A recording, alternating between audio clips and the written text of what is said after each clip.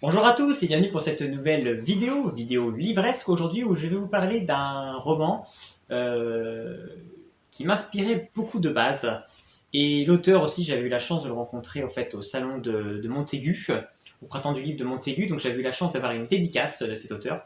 J'avais acheté 2 romans de cet auteur, par la suite il me semble que j'ai acheté d'autres romans de lui, mais je n'ai encore rien lu de lui, donc c'est le premier que je lis de cet auteur. Il s'agit de Grand Siècle, donc qui est une trilogie de Johan Elliott. Et j'étais très très inspiré par ce résumé, par cette histoire, et ma lecture a été complètement différente de mon a priori du départ. L'histoire, c'est qu'en fait, on suit une famille où leur père décède et ses 5 enfants vont décider de monter à Paris retrouver un oncle pour arriver à vivre et chacun va essayer de s'insérer un petit peu dans la vie parisienne donc du XIVe siècle, à l'époque donc de Louis XIV. Et c'est vrai que j'ai eu beaucoup de mal à rentrer en fait dans le roman parce que c'est assez compliqué au niveau des mots. On a du mal à se visualiser des choses. Là-dessus, c'est vrai que c'était un petit peu compliqué, même au niveau des différentes machines. Parce qu'en fait, donc on a cette partie d'histoire où on a ces 5 enfants qui montent à Paris. Euh, voilà, le plus grand frère va les laisser auprès de l'oncle et lui va partir. On ne sait pas trop faire quoi à Paris, mais on sent que c'est quelque chose qui est pas très fréquentable et pas forcément bien. On suit les 4 autres enfants qui restent et ce qu'ils vont devenir en fait chez cet oncle qui travaille un petit peu dans l'imprimerie de journaux. Et à côté de ça, on suit Louis XIV qui va tomber en fait sur une sphère qui vient en fait de l'espace, une espèce d'entité, une intelligence artificielle qui on comprend cette intelligence artificielle en fait elle vient de l'espace.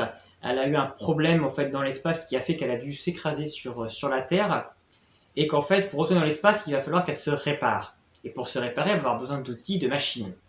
Donc elle va mettre en fait, toutes ses connaissances pour rentrer en fait un petit peu en connexion avec Louis XIV, le rendre plus intelligent pour qu'en fait Louis XIV lance le progrès en France pour faire un bond en fait dans l'humanité au niveau des connaissances pour pouvoir atteindre vite un âge beaucoup plus évolué pour que la sphère puisse se réparer et retourner dans l'espace, résoudre le mystère de pourquoi elle a dû se cracher et reprendre sa route.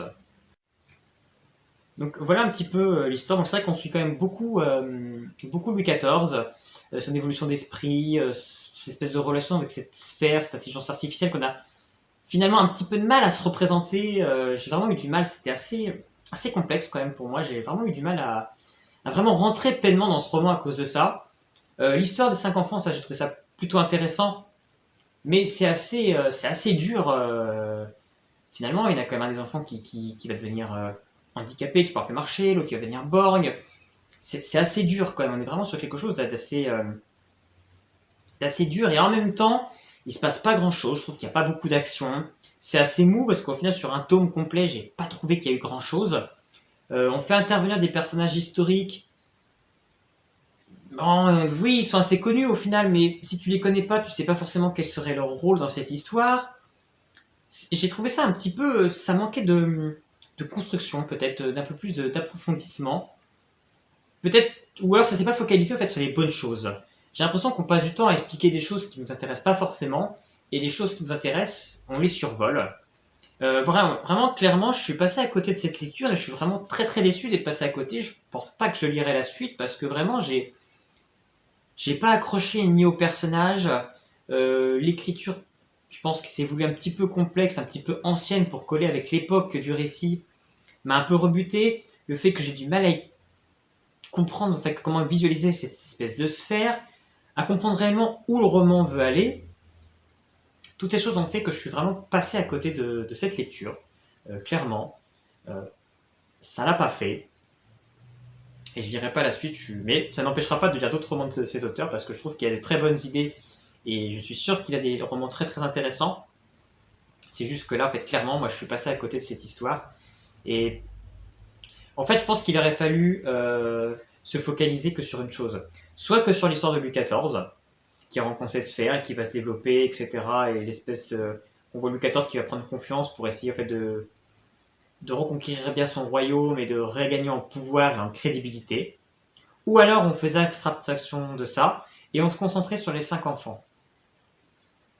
Et là aussi, l'histoire est intéressante avec les enfants, et les enfants sont quand même touchants, leur histoire est quand même intéressante, on est pris avec eux, on s'identifie vraiment à eux. Et je trouve que c'est l'aspect en fait qui était le plus intéressant du roman. Et finalement, c'est le truc où on en a le moins. C'est très loin d'avoir des chapitres avec ces gamins. Et j'ai trouvé ça dommage parce que finalement, c'était ça, je trouve, qui aurait porté plus le roman que l'histoire de Louis XIV, que j'ai un peu plus de mal. Voilà, j'ai un peu de mal à vraiment voir concrètement où est-ce que Johan Elliott voulait nous amener avec ce livre. Si vous aussi vous avez lu Grand Siècle, n'hésitez pas à me laisser un petit commentaire pour qu'on puisse éventuellement parler, échanger sur ce roman, dire ce que vous avez aimé et peut-être m'expliquer certaines choses. Et puis sinon, on se retrouve bientôt pour une prochaine vidéo. À bientôt!